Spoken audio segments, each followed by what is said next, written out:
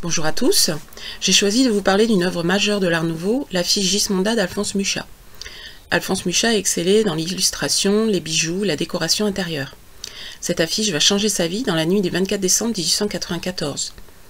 Mucha, originaire de Prague, étudie l'art à l'Académie de Munich et aux académies Julian et Colarossi à Paris en 1887, financé par un riche mécène et compatriote, Egon Kuenbelassi.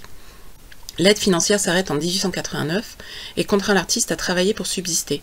Ses qualités techniques d'illustrateur sont remarquées par ses deux premiers employeurs, l'éditeur Armand Collin et l'imprimeur Le Mercier. Ce dernier reçoit une commande d'affiches urgente pour la plus grande artiste de l'époque, Sarah Bernhardt, pour sa pièce Gismonda. Mucha, seul artiste disponible dans la société ce soir-là, trouva l'inspiration en allant voir la pièce. L'affiche fut une révolution. Mucha reprit les codes d'un autre artiste, à l'origine des affiches à caractère publicitaire, Jules Chéret. 5 éléments déterminants au succès d'une affiche sont présents. Le personnage est au centre, la posture, le décor arrière, les tons pastels, un texte simple et sa typographie évoquant le produit vendu.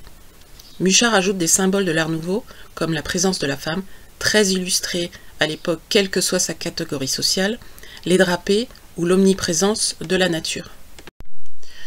Regardons de plus près cette affiche. L'essor du théâtre à l'époque à Paris favorisa les affiches publicitaires. L'affiche Gismonda créa la nouveauté. Tout d'abord, le format de l'affiche. Mucha choisit le format kakémono, à savoir une grande verticalité et une étroitesse mesurée. Choix qui n'est pas anodin, ce format est adapté aux colonnes Maurice qui inondent les rues de Paris. La dimension, 2,16 m par 74,2 cm, permet à Mucha d'illustrer Sarah Bernhardt en taille réelle. Ensuite, le fond de l'affiche. Tout d'abord, la typographie. Très illustrés dans l'Art Nouveau, les artistes célèbres ont créé leur propre typographie. Alphonse Mucha n'a pas dérogé à la règle. L'aura de l'actrice a simplifié le texte publicitaire. Seul le titre de la pièce, le nom de l'actrice et du théâtre suffisent. Mucha applique aussi d'autres caractéristiques de l'Art Nouveau issues de l'art japonais, comme le cloisonnisme, les aplats et leur superposition. Mucha, très attaché à ses origines slaves, fortement marquées par l'art byzantin, imprègne cette affiche de 3 supports artistiques byzantins. Tout d'abord, la mosaïque. On la trouve dans le cartouche illustré du titre de la pièce. Derrière la tête de Sarah Bernhardt, on y voit une croix faite de mosaïque incrustée de cabochons imitant le verre. On retrouve aussi, dans les coins illustrés de griffons entourant la corolle où est mentionné le nom de l'artiste, cette même mosaïque. Mucha aussi s'inspire de l'art de l'enluminure en créant ce cadre autour de l'actrice, mosaïque qu'on retrouve aussi sur la frise du perron. La corolle, elle, fait écho aux icônes byzantines.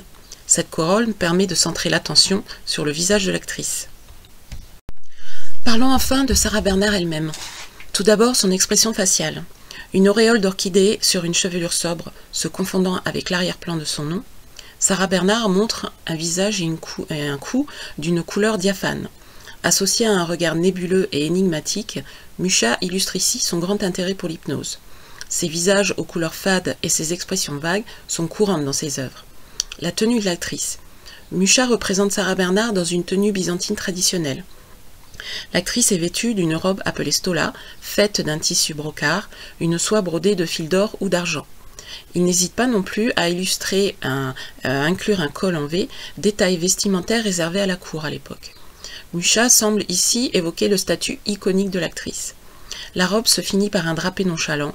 La robe stola est surmontée d'un loros, une bande d'étoffe qui descend de part et d'autre de la tête sur les épaules, étoffe en général portée lors du dimanche de Pâques à l'époque byzantine. Enfin, la posture de l'actrice. Debout sur un perron légèrement incliné, elle peut admirer une branche de palmier.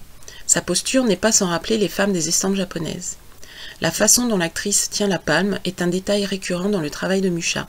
Que ce soit pour tenir une fleur ou une couronne aux épines, la main traduit un sentiment de fragilité ou de respect de l'objet tenu. Cette affiche, qui a donc inondé les rues de Paris, a connu un succès incroyable et une destinée étonnante.